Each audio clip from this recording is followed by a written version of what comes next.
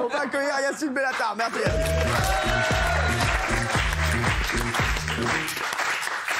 On va sauter, frère, on va sauter. Je te le dis, frère, on va sauter. On va sauter.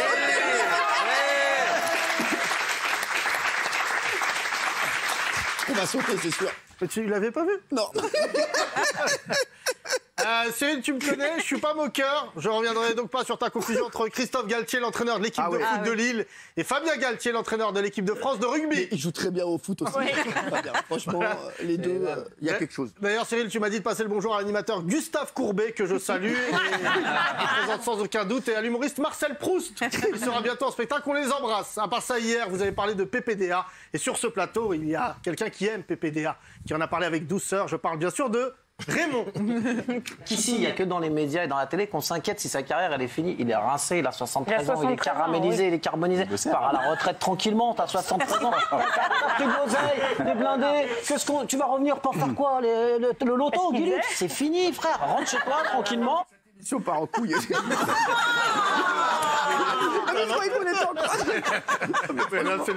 C'est le dernier jour de l'année. Il est carbonisé. C'est le côté cuisinier de Raymond. Vous connaissez l'expression. C'est pas celui qui parle le plus fort qui a raison. Cyril, je te demanderai de rappeler cette expression à Jean-Marie Bigard.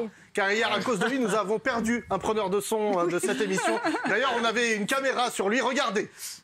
Vous êtes dans la catégorie des gens à risque. Absolument, diabétique. J'ai une petite insuffisance cardiaque et je viens d'avoir 67 ans, il y a 3 jours. Moi, je pense qu'il est à la fois utopique et liberticide, ce pass sanitaire. Voilà. Alors, sauf à nous mettre une puce, comme mon petit chat est là, pour immédiatement identifier si tu es vacciné ou pas. Le pays qui vous accueille, il sait que, étant vacciné, vous n'irez pas inonder, encombrer les réanimations de ce pays. Parce que c'est ça. Pourquoi? Parce qu'on est toujours contaminant, même si on est vacciné. Qui me court dessus, un cheval. Un truc de 70 kilos, avec une gueule comme ça, tu vois, et il me fonce dessus. Non. Et pour me rassurer, le maître au loin, il dit « N'ayez pas peur, il a envie de jouer ».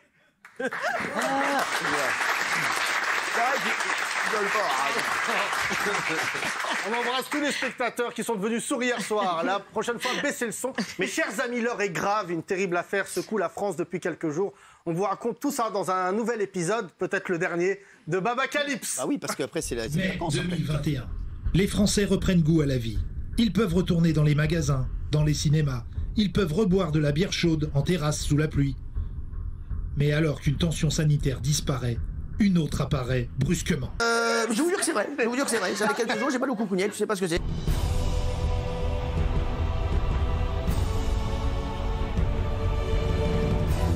Après cette annonce fracassante du général Baba Ier, les Français sont sous le choc.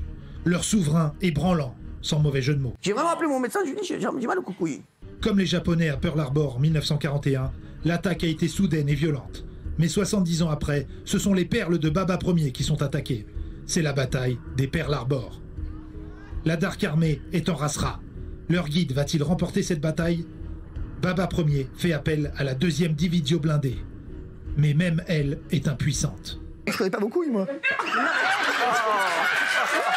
Alors Baba tente une nouvelle stratégie. Il appelle son père. Il nomme cette opération Baba appelle papa. Allô? Oui, Cyril. Ça va pas? Oui, bien. Dis-moi, je suis à l'antenne, là, pas. Oui, j'ai entendu, oui. Après un combat sans relâche, finalement, la bataille est gagnée. Moi, j'ai même mal au coucougnette, ça va mieux.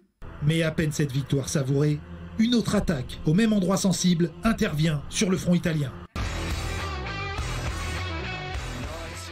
Ça, si ça termine dans les 10 premiers, je me coupe une Lux et je la mets en la place du projet. Le général Baba, pourtant habituellement bon sniper, se tire lui-même une balle dans son propre slip. En mauvaise posture, il décide alors d'ouvrir des négociations. Paolo, si je t'ai fait venir ce soir, tu vas avoir une semaine pour trouver un Italien important qui peut me gracier. On a vraiment besoin de tes attributs parce que là, je t'explique, là, je suis à 2 doigts de me faire greffer 2 beignets de mozza à la place. Non, mais je te le dis. Alors, le général Baba gagnera-t-il la bataille italienne nommée la Coppa del Cucugnetta? Vous le saurez en regardant les prochains épisodes de Baba Calypse. Merci Yacine, tu seras avec nous demain. Et demain, je te prépare une petite surprise. Demain. Ah, c'est vrai? Demain, je te prépare une petite surprise. Je tenais à dire que j'aime beaucoup Franck Apieto. Bonne soirée.